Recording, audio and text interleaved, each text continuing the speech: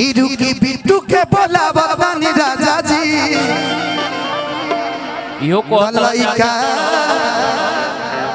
खेला बतानी राजा जी कि लइका खेला बतानी राजा जी लइका खेला बतानी राजा जी लइका खेला बतानी राजा जी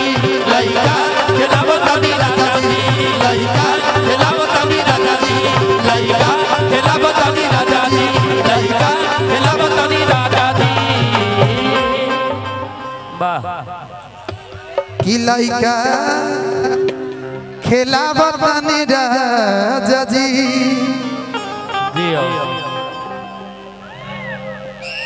कहाँ बड़ा भाई सबका खातिर लेते हैं। अगर हमरा के गाना गा ले भी देम लो तो हम 1 घंटा रोज सब लोग के संग फोटो ले ठीक ना लेकिन गा ले भी दिलो खाली हाई के करे भाई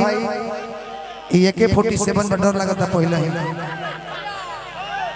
एगो गीत और भी कलाकार हम सबके मंच में है तब चाहब कि जब टाइम कि याद मिला भर हम जनुआ करे यार जी हो क्या बात कि देह पे चढ़ा दो देवी मैया बरती हो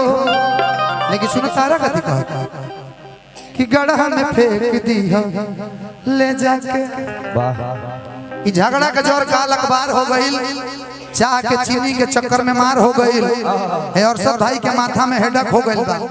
और सब भाई के माथा में हेडक हो गई बा काहे कि इनका सार के बहन फरार हो गई कि हमनी के गांव के इनर बिजर जला गई ग्रुप परियन के भेज खुद कहां पे आ गईले गजब कहानी बा बड़ी परेशानी बा गई संगे झूठल कथा न जनानी बा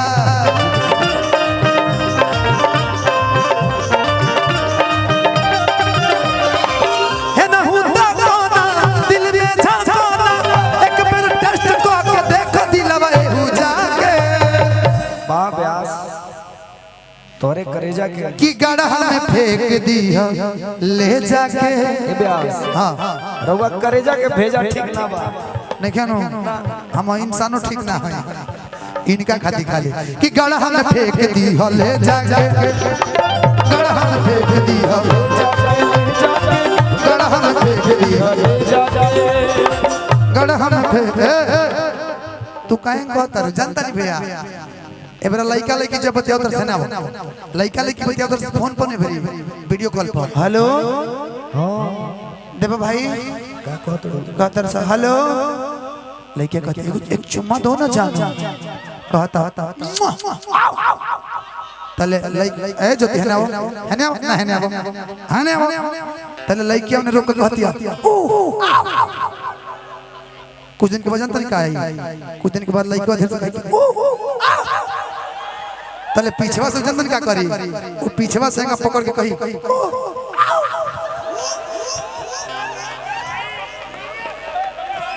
अब कुछ दिन के बाद ही हो गया कि गढ़ा में फेंक दी हल जाके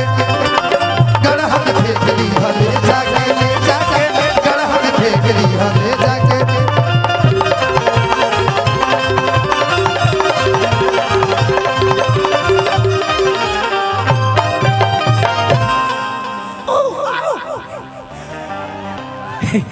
हे प्रभु हे हरे कृष्ण जगन्नाथ हम प्रेमानंद ये क्या हुआ ये घटना घट गया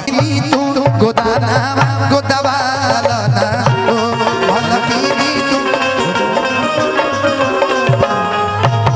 अपन हाथे पर गोदाना गोदवाला ना फिर से भलकीनी तू गोदाना गोदवाला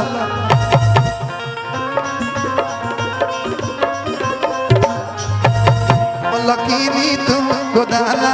गोदवाला लकीनी तू गोदाना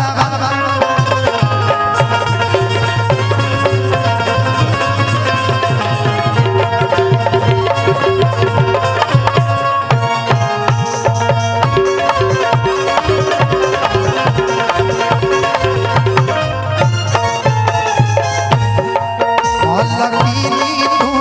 गोदाना गोदवाला हो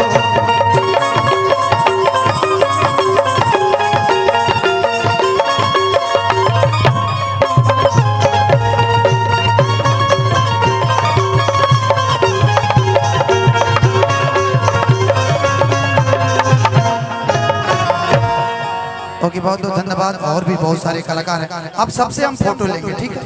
क्योंकि बहुत देर से आप लोग काफी देर से बेचैन हैं। Thank you. हम साहब हमनी के बीच में हमारे गार्जियन हमारे बड़ भैया विक्की तिवारी भैया उपस्थित बानी। भैया के आशीर्वाद प्यार कि मुझे तुझसे प्यार नहीं और कैसे निकाल दूं इस दिल से तुझे, तू मालिक है इस दिल का, किराएदार नहीं। कुछ भी सुना कीजिए। और हमारे हिंदू सनातन धर्म में कहा जाता है कभी भी किसी चीज का शुभारंभ करने से पहले मात्र एक बार जयकारा। भोजन होएगी ना? भोजन होई? अरे बाप रे बाप, समय 12 बज गए, जयकारा लगेगा ना जी, पूरा हाथ उठना चाहिए। प्रेम से बोलिए सच्चे दरबार की। आप लोग से तेज तो मेरी आवाज, लड़के हैं ना जी, उठी ना। प्रेम से बोलिए सच्चे दरबार की। हाय, ना दिल होता ना दिल